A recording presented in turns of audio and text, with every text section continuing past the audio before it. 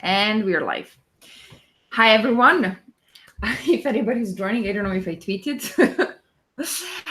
So today we are going over the sixth batch. Actually, 3 out of 6 features are covered in the contributors thread, and that's what we are going to focus on today. Then we are going to say which features are going to be in the next batch. Obviously, covering the 3 that were supposed to be in this one. And from there, the next meeting is going to be on Saturday in June, just before Scala Days face to face. And then Martin is going to have his keynote, and we will have all the exciting news, hopefully, live. So I'm going to let Sebastian actually take over leading the conversation from here, if you don't mind. And I don't know, Martin, would you like to start, or I can now start. that Adrian is so Okay. you can. So should we discuss the 3 proposals Yes. that were outstanding? That's So and then okay.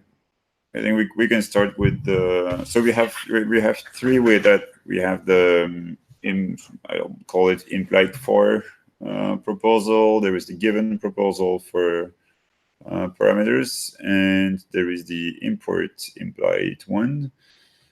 And I guess we'll do them in that order because it's probably the most relevant. So, Okay. Martin. Okay, so I start with the implied instances. So that one has gotten 181 comments, and actually there was another one on principles of the implicits, which also has gotten a lot of comments. It's let's see, how should we summarize? I think there was a lot of resistance to change. So there were a lot of people who felt that the original why change implicits, why not just tweak them? The current ones are okay as they are. So that was one big objection, which then there was a lot of essentially bike shedding about the name, partly my fault that I brought that up. And the dynamic was basically sort of like duck shooting. You put up a new straw man, people shoot it down. And that happened in a number of iterations. So in the end, I decided that there was not enough support for any of the other keyword syntax for implied for. So there's noted, there's a lot of doubts whether it's the right thing. There's not a clear replacement for something that was clearly felt to be better. Some people felt that we should just use implicit as a noun, and other people have argued very strongly against that. So in the end, I decided to let that proposal stand as it is with 2 modifications. One is it's now given, it comes last, so it's implied for given instead of implied given for. That was, I think, sort of my German upbringing, that I was completely okay with implied given for, and it turns out the compiler is also completely okay and actually prefers that. It was very hard to move it last. But it seems users generally didn't share that. So implied for given was much preferred, and we now have that. And the other change from the first proposal was that the alias version of the implied, essentially it now follows also the semantics of the normal version. So essentially, if the implied doesn't have any parameters nor given clauses, then the normal version maps to an object definition. So it's basically evaluate lazily and only at most once. And the alias version now does the same thing. Modulo that there's no requirement to synchronize, so there's no requirement for safe publication. So that was the 2 big changes that were made, and that was the current state of the thread. Should we stop there, or should we say? We discussed it previously, and there's still a lot of doubts. So the general feeling that we want to vote on is essentially a probation period that we would put it in and see what usage it gets and whether people are happy with it, and to essentially have another decision before the Scala 3 ships as a final version, that then we would essentially decide whether to leave it in or not. So that was one proposal that seemed to have found some support among the SIP committee for that one.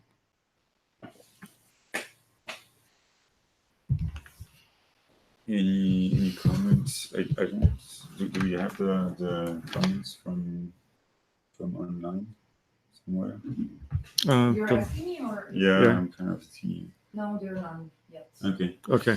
We have 7 people watching. Okay. Yeah. So we're going to move to the given thing before we vote, because it seems like that an experiment would need both to be experimented together anyways. So if we're going to vote on experimenting, we should vote on the two of them together. So yeah. Do you want to do that as well? Okay, good. Yeah. So given again, that there's essentially the general objection that there's too many changes with implicits. If we put that aside, then there was one strong one from Rex Kerr that had some support, that was saying, well, that the syntax with given followed by normal parameters looks really weird, both definition side and use side. Essentially that you have first a given and then there come some other parameters. So that got changed in the latest version of the proposal to disallow that. So there might be multiple given sections still. So you can have a given following a given, but you can't have a normal parameter section following a given anymore. At some point we might want to revive that, but essentially my reason for dropping it was play it safe before people use weird syntax. Let's try to sort of be more conservative first. And second, there was essentially a tricky implementation question, which is solvable, but which isn't implemented yet, namely how it interacts with eta expansion. So if you have partial applications of a given followed by normal parameters, then that's actually quite tricky to implement. And I thought before I put significant effort into trying to implement that, if we're unsure whether it's worth it anyway, let's just first be conservative and rule it out. That was the only change that it survived. There was a lot of going back and forth on, again, different syntaxes, in particular using dot given as a method call syntax, which people felt would be more familiar. The counter argument is it might be more familiar, but it's also more deceiving, because these things are not method calls. They're something else. So making it look like method calls might actually send people down the wrong path. So that's why, and the other counter argument is it would be the first keyword that we would use as dot keyword open parents arguments, and whereas we do have precedent for keywords written infix, for instance match, so it was felt that it was more regular to keep it that way. So those are sort of my take back from the discussions we had on these two topics. The last one we had on, we should probably vote on this one, right? I think so. Yeah. So unless there are any comments, either from other people online or from the rest of the committee, so the proposal for a vote is to say so modulo the changes were just said. We take the implicit instances proposal and the given proposal. We ship them as approved experiments for the duration of, whatever we deem necessary, but probably something like a year. So that we encourage people to try it out for real in larger code bases, also in code bases that we haven't written.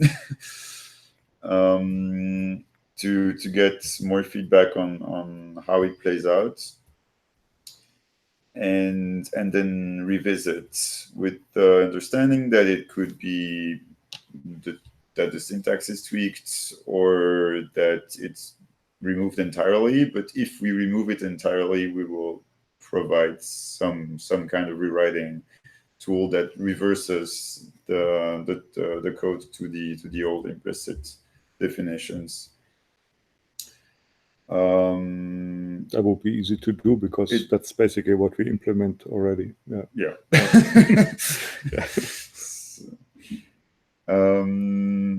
Okay, so let's start with Martin. Okay, I'm in favor. It's all I could get, but Zach? I'm in favor as well. I'd mentioned that I still sort of hold a candle for using implicit rather than implied, but I agree that those are the two. We have the right top two, and so I think either one is fine. Miles? I'm still very, very torn by the proposal. I think my sense is that it is imposing a lot of churn, and given that we are preserving the existing semantics, I mean, there really are no semantic changes here. There are some semantic changes, but they're generally positive ones. The syntactic changes I'm unconvinced by. However, I think the only way we can establish whether it's a good idea or not is by running a larger scale experiment rather than just kind of speculatively deciding that the one approach is better than the other. And I think really this is the only way to do it. If we don't do something like this, then there is there's no practical way of changing the language. So on that basis, on the basis of this being an experiment, which we acknowledge might fail, and that we'll act accordingly if it does, then I think I'm in favor. Okay, Josh? All right, so I think that my decision here is tied to the principles for implicits in Scala 3, which if you read through those, number 2 being the most important one is like implicits should have a different syntax than normal parameters. I actually thoroughly believe that this is true. I want to run this experiment, and I'm hoping this new syntax helps prevent people from abusing the feature, even though it's syntactically like just churn, right? I think I'm voting for it because I think that there's a lot of merit in this new syntax. I think that principle really, really matters more than we might say from like just a can you do things in the language standpoint. So I really want to run this experiment and see how far it goes, because that's big to me. Like, keep these things separate, give them a syntax that prevents abuse, hopefully, and see how it goes. So in the end, I'm wondering actually if if this is too much of a tangent, let me know. But we have to continue supporting the old syntax both at definition site, but then also at use site, right? Mm-hmm. So does that mean that we're not trying to find out whether this forbids misuse if I can still pass given parameters as if they were regular parameters? No, you can't.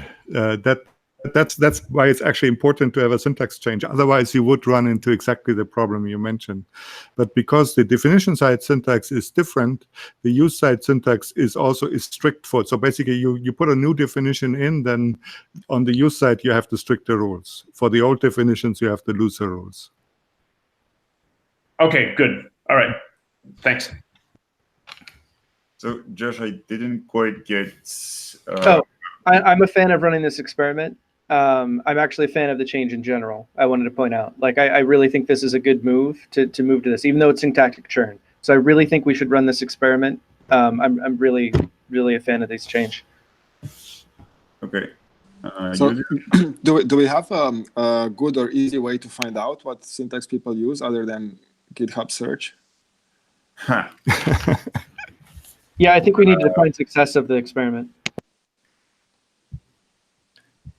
I mean, I'm fine to delay the answer to this question, but I think it's important. So otherwise, I'm in favor of this experiment as well. Yeah, we will really need to think about how we measure and what we define as success, I guess. But yeah, and so that I think, gathering the feedback on discourse is not bad for that. No. Yeah. Yeah. Sure. Okay. So but seriously, the GitHub search is reasonably objective in as much as you can get real evidence of real people using it in. I mean, it misses application code, right? I mean, it's heavily weighted towards open source libraries, which are a different market than the ecosystem as a whole. But since essentially the probation period is all it's before the final release, I would expect that most of the actual changes would be in the open source system. So I don't think anybody would use that in production before it's in final for an application. Right. So, but it may still be in a branch, may not be in the main branch. So anyway, we can discuss this another way. Okay, so to conclude, yeah, I'm in favor of running the experiments, and we're missing a few people, some who could not attend, some who had to leave early. I'm not sure we have enough votes right now to actually conclude, but people will vote. I mean, informally they liked it. The ones who were here earlier too. So that was Adrian and Guillaume. But we'll get formal votes. That should give us a quorum already, no? Is it? Yeah. We have. I mean, with that too. Yeah. So we need to get. But yeah. Just for the public to tell everyone, since I'm really focusing on Scala days right now, some minutes are a bit behind and all the decisions. So I promise it's going to be nicely published at some point. Which point? It's probably going to be after Scala days. So I'm sorry, very, very sorry about that, but it's coming. We have it. Okay, so after that we have the import implied proposal. Right, that was I don't know. Yeah, okay, I can summarize that one as well. So that one got a lot of pushback beyond the generally let's not change implicit category, because people felt that essentially it just will make things harder. I was arguing, well, that's the whole point, because it is essentially there. We see that one of the essentially, if we should categorize, well, okay, let's take a step back. What's wrong with implicits? They're used too much. So basically, the main problem with implicits is abuse and overuse. What areas in particular, and there, what I see, what I think myself, and what the feedback from people is, implicit conversions are overused, and it's these magic imports where if you're missing one, then you're stuck. Some of that can be helped with tooling, and we decided that that's actually what we want to do, put in better tooling to suggest possibly missing imports. I agree that would already help a lot. There's still the other problem that essentially if you read a program, then you have no feeling essentially what's behind the scenes, what implicits it gets. And the import implied were intended to make that essentially more explicit. So I still think that's a good idea. Then late in the discussion came a proposal originally by Feng Yong, and to say, well, can we actually go further than that and not just have import implied as a category, which means I import implied things now, but to say, well, can I import implied things for a certain type?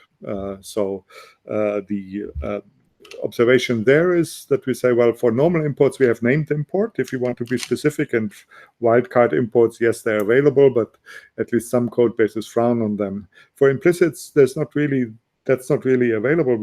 You only have wildcard imports because, well, now they can be anonymous, so you can't even refer to them anymore that easily. And second, even currently, the implicit names that people chose were typically chosen to be quite unlikely to clash with everything else. So they're typically made up and very hard to remember, and nobody uses them anyway. So nobody used named imports for implicits. Everybody used wildcards. So the idea then was to say, well, can we have the analog of a named import for implicits? What would that be? And the analog would be to say, well, I need an implicit for this type. And the proposal then late in the thread was to essentially change the syntax to allow that. What my proposal is to take a step back and try that variant, and once that's done, resubmit it on the thread and get more comments from that and vote afterwards. So that was my proposal for it. So I propose we do not vote for this right now. So yeah, so basically for that one, it's delayed. It's coming back with another variant that came late in the discussion, and so we're going to probably start another thread or something, whatever is relevant. Yeah. With this alternative, which is significantly different. What is the status quo in Dotty? What's implemented currently? So far, all the proposals out there are implemented. This new variation is not implemented yet. Okay. Okay, so that's it for the things we discussed last month and up to today. For the next batch that will be reviewed on just before the Scala days, we'll have, let me see, is it just behind here?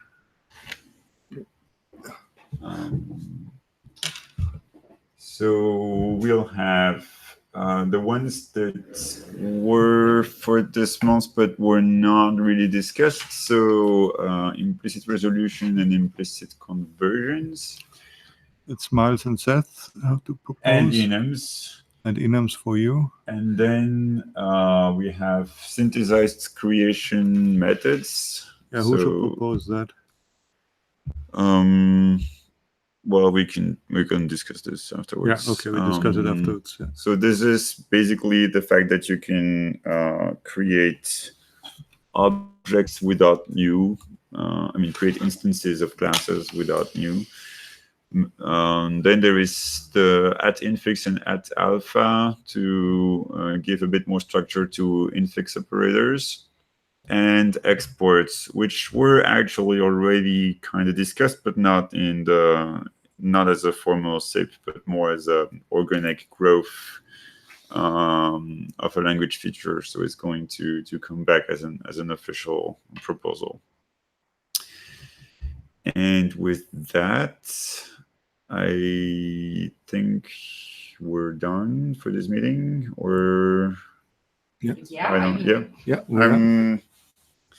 You're the master of ceremony. I'm in shock. 24 minutes for SIP meeting. Well, we only had 3 proposals. Only. Yeah, but they were complicated. They were quite complicated. Like one proposal an hour. No. If there is anything else anybody would like to bring, now is the time to shine. I'm going to take that as a no. So see you on in June, one-on-one, and then for all 17 people that are watching, June meeting will be offline, but then we can also turn on the camera like the last time. So it's going to be Saturday, and I hope everybody can join. So thank you, the committee, thank you, the community and contributors and everybody that is discussing and being active members and helping the committee get The discourse threads have been outstanding, and that's I think that's what's how it's possible for these meetings to be so short, as those threads have been so good. Yeah, I agree. Keep it up. So yeah, this is really. By the way, just so you know, this is almost exactly a year ago. If you remember, it was Scala Days Berlin when we decided actually to start putting things on contributors and everything. So it really picked up really nicely. So I'm very, very happy. Yeah. Okay. Thank you, everyone. See you on the contributors and see you committee in June, well, in a couple of weeks. Bye-bye. Bye. Thank you. Bye-bye. Ciao.